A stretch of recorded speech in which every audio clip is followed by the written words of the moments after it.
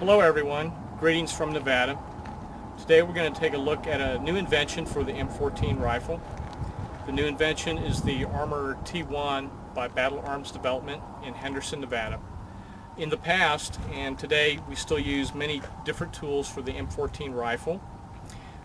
If you're new to the M14 rifle or if you're looking for something more portable, there's a new development.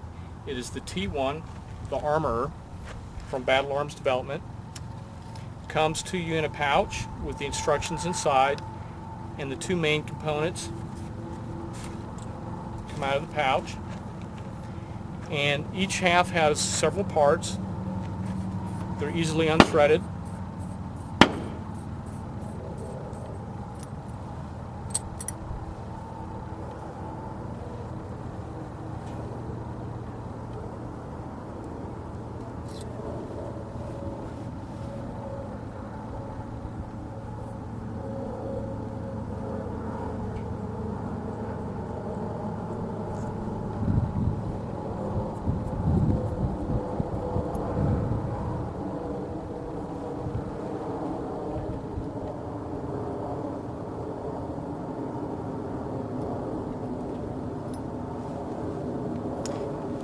The T1 is now fully disassembled.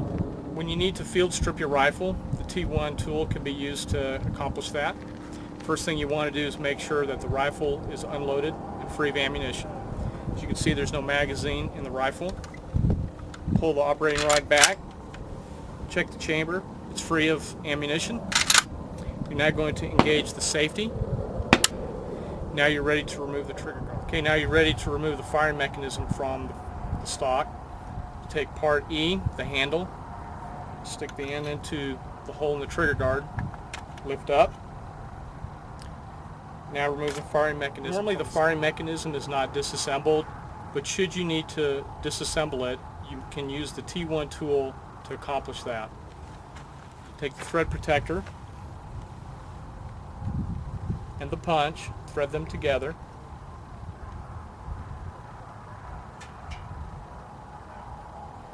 Next, put the throat erosion gauge into the spacer punch, followed by the multi-stick, which goes in the end of the throat erosion gauge.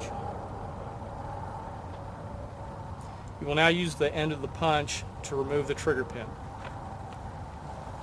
Holding the firing mechanism in your hand with your finger on the sear, the hammer uncocked, you can drive the trigger pin out by pushing on it from the right hand side. This will disassemble the front end of the firing mechanism. Okay, we've removed the stock and the firing mechanism. Now we need to remove the operating rod spring and the operating rod spring guide. Using the multi-stick, push on the operating rod spring guide with your free hand so that the tension is relieved. Take the hook of the multi-stick, grasp it around the connector lock pin and pull out. That frees up the operating rod spring and spring guide. Okay, we've removed the operating rod and the bolt from the receiver. Now we would like to grease the bolt roller. Taking your bolt and having applied some grease to the round end of the main tool body, squeeze the grease into the bolt roller, and then you'll clean off the excess grease. If your rifle has a handguard that is not epoxy to the front band or glued to the barrel, you can easily remove it using the Armor T1. Take the multi-stick, insert it into the hexagonal hole in the main tool body.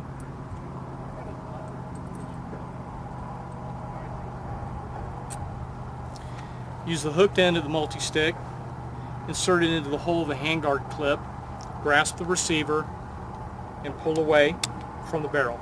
It disengages the handguard from the barrel. You can then remove the handguard from the barrel. To disassemble the gas system, you need to remove the gas cylinder plug. First, take a gas cylinder lock wrench like the T3 or the T4 from Battle Arms Development and place it on the gas cylinder lock. Next, you'll take the main tool body using the large hexagonal opening in the handle. You place that on the end of the gas cylinder plug and then loosen the gas cylinder plug from the gas cylinder.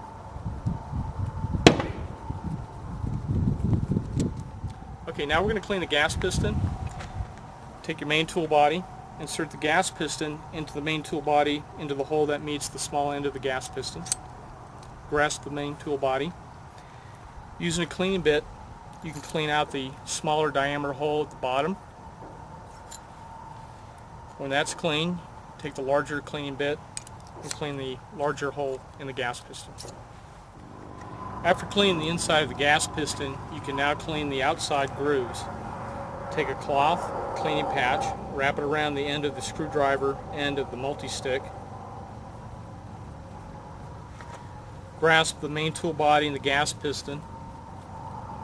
You can then use the screwdriver blade to clean the inside of the grooves.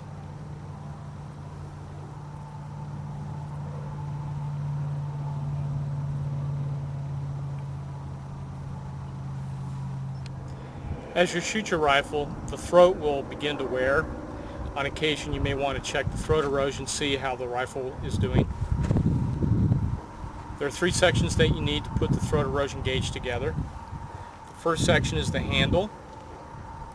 The second section is the throat erosion section, which screws into the end of the handle. And then the last part is the muzzle wear section, which goes into the throat erosion section. Okay, now what you do is you gently insert the end of the throat erosion gauge into the chamber. Gently insert it. You're going to stop and read the gauge. This barrel reads about 1, a little over 1. Another factor that affects barrel accuracy is the muzzle wear. You can check the muzzle wear with a T1 armor. Take the handle and the muzzle wear section, place them together and thread them.